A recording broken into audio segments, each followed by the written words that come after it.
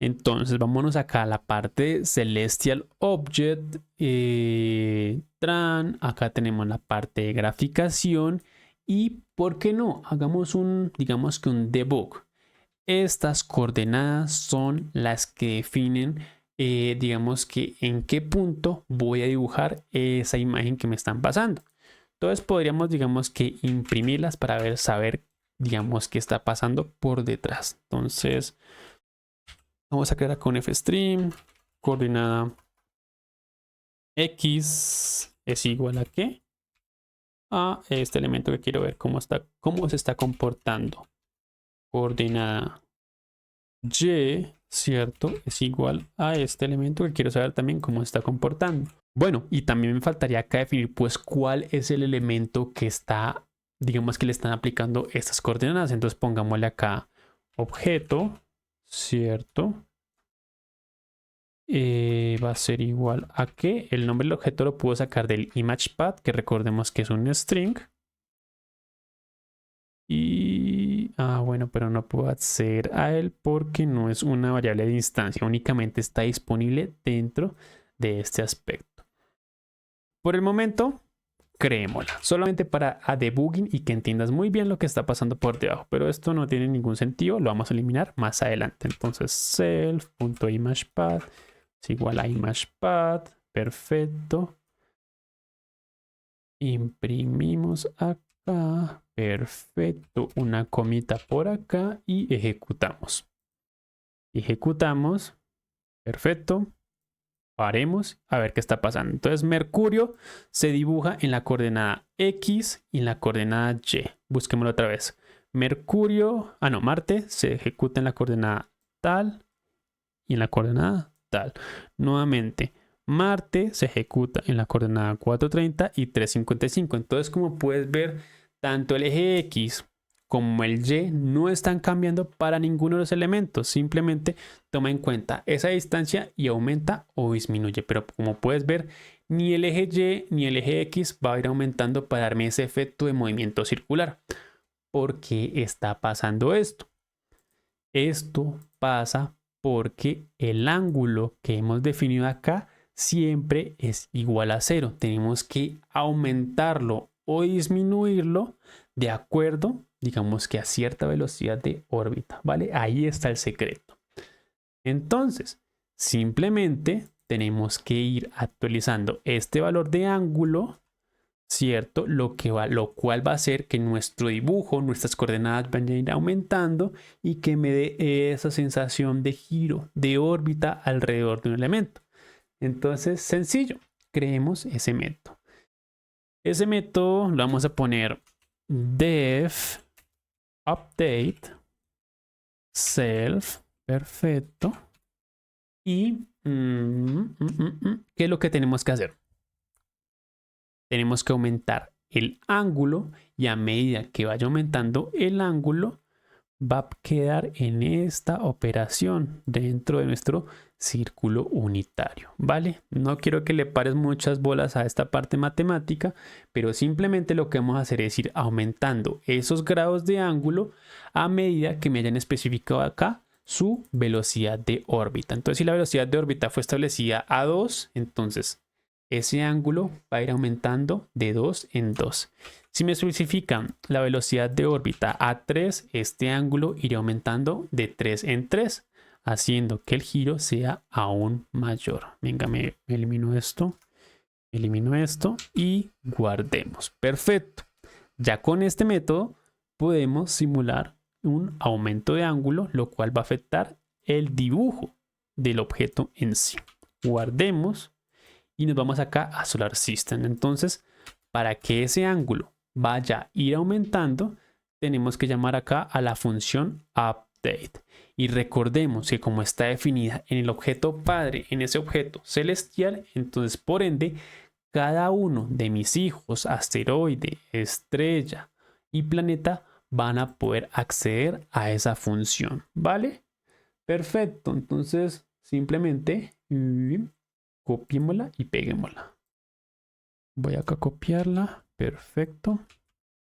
Y listo. Guardemos y ejecutemos a ver qué pasa. Mira qué belleza.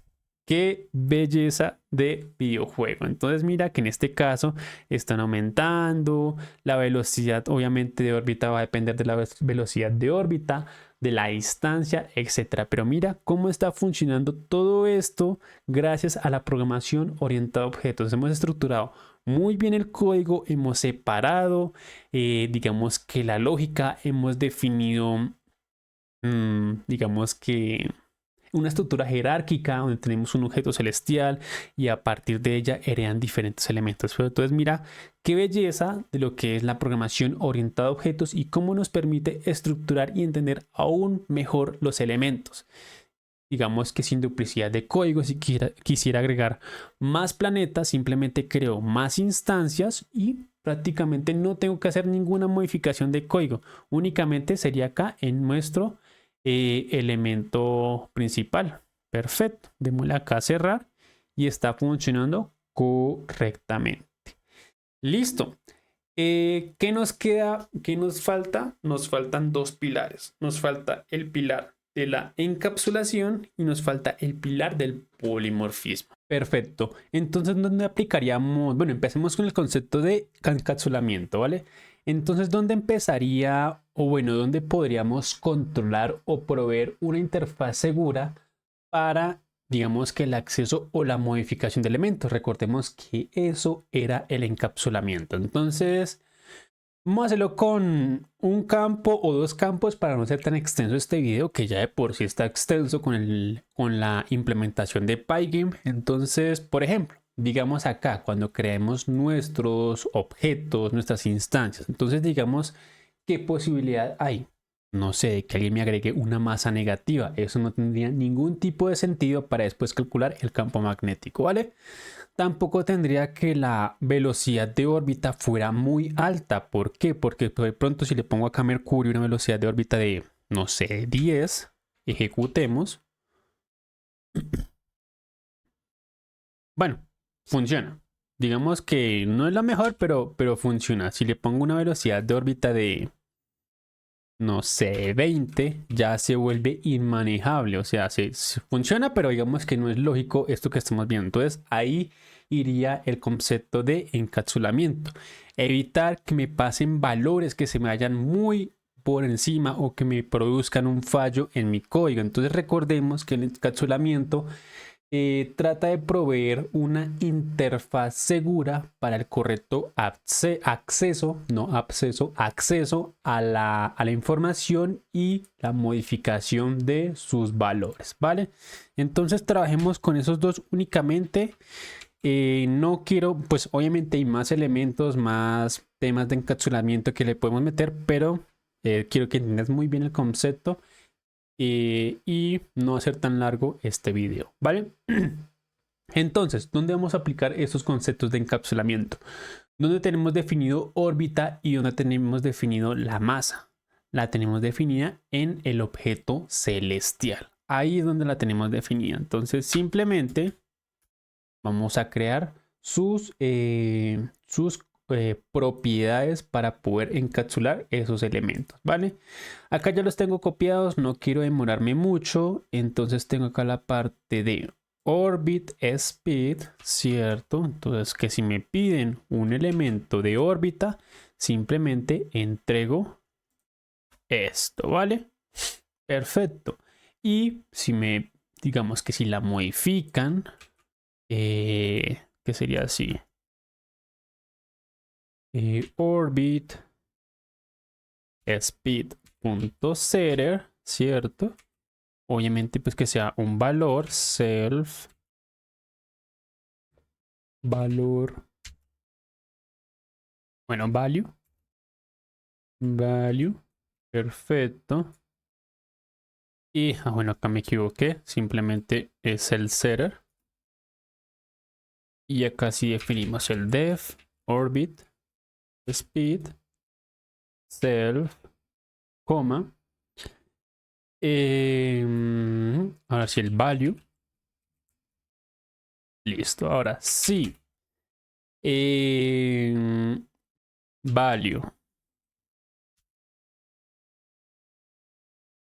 Si el value se encuentra, bueno, es mayor, porque también tiene que ser mayor a algo, mayor o igual a 1, ¿cierto? Y value es menor o igual a 10, digamos que funciona y simplemente dejo que asigne ese valor. Entonces, orbit speed es igual a que a lo que sea que me hayan pasado acá por valor, ¿cierto? De lo contrario, else, digamos que podemos, no sé, imprimir acá un valor que diga, no sé, la error en la órbita, ¿vale? Acá únicamente lo que va a hacer es imprimir este valor. No va a hacer que nuestro programa se detenga, simplemente lo va a imprimir.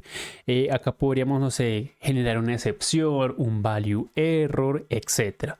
Pero por el momento digamos que, o bueno, retornémoslo, que más da. Entonces tenemos acá un return, value error.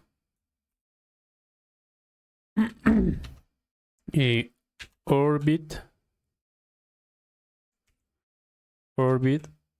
value error. Perfecto. Entonces, si pasa eso, generamos acá esta excepción y hace que nuestro código se detenga automáticamente, ¿vale? Lo siguiente, acá no tiene ningún tipo de sentido que nuestra órbita esté definida de esta manera. ¿Por qué? Porque si la tenemos definida de esta manera, le estamos diciendo a cualquier persona que acceda a nuestro código que este atributo de instancia es público y lo puede modificar directamente. En vez de eso, vamos a ponerle acá un guión al inicio. ¿Para qué? Para especificar que este atributo de instancia es privado y no debería modificarse directamente. Para eso están estas propiedades que acabamos de definir. Entonces guardemos, ejecutemos, a ver qué pasaría. Bueno, obviamente tenemos que acá definir asignación de elemento a través del constructor, a través de las propiedades que hemos creado, ¿vale? ¿Cómo hacemos esto? Simplemente acá definimos acá un orbit speed igual a 0, ¿cierto? Y después le definimos acá. Bueno, acá tenemos acá un error, tenemos que especificar que estamos utilizando esta variable de instancia, que es la que definimos acá. Perfecto. Y simplemente definimos esta parte. Entonces, self.orbitSpeed es igual a que acá no nos está generando este error porque simplemente lo estamos retornando. Para que funcione tenemos que darle un rise, ¿cierto? Para que levante esa sección y ahora sí me bloquee la ejecución. Ejecutemos nuevamente. Chon, ¿por qué? Dice rise value error, error en la órbita. Entonces de esta manera estamos controlando el ingreso de datos sensibles hacia nuestra aplicación. Entonces con eso evitamos que nuestro programa se vaya a comportar de una manera extraña si no ingresan los valores, digamos, que vienen predefinidos para que nuestro programa se ejecute correctamente, ¿vale? Eso sería todo. Digamos que con encapsulamiento estaríamos ok. No voy a hacer la parte de masa, prácticamente es lo mismo. Te lo dejo de tarea. Listo. Y lo siguiente y último paso ya es hablar acerca del polimorfismo. Recordemos que el polimorfismo es esa capacidad de las diferentes instancias, ¿cierto? Relacionadas a una clase, a mi clase padre, ¿cierto? De responder de manera diferente a un llamado. En este caso, quiero que ese llamado sea generar campo magnético, ¿vale? El Sol va a generar el campo magnético de acuerdo a su propia lógica. Los planetas van a generarlo de acuerdo o no a su propia lógica. Entonces puede que un planeta genere un campo magnético o puede que no.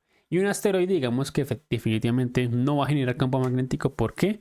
Porque no tiene núcleo, no es activo. Entonces no va a generar ese rozamiento que genera ese campo magnético. Listo. Entonces recordemos cómo definimos... tengo reunión. No, no es festivo. Perfecto, entonces definamos ese método que va a ser, digamos que heredado y tiene que ser implementado por todas sus clases hijas. Recordemos que en el video de polimorfismo habíamos determinado que podemos hacer uso de clases abstractas para definir métodos, para definir esa plantilla que tiene que ser implementado sí o sí por mis hijos, ¿vale? Entonces, para ello, vamos a importar la parte de clase abstracta. Hacemos que mi Celestial Object se comporte como una clase abstracta, ¿cierto? Perfecto. De esta manera, heredando de ABC. Y por último, lo que hacemos acá es definir un método abstracto, ¿cierto? ¿Y qué pasa aquí? Como está heredando de este decorador, sí o sí tiene que ser implementado por las clases hijas, ¿vale? Entonces es prácticamente como definir una plantilla. ¿Para qué? Para que mis clases hijas tengan que definir este método, ¿cierto? En este caso estaría en vacío. ¿Por qué? Porque estamos en la clase más genérica. De aquí no podríamos crear instancias de clase.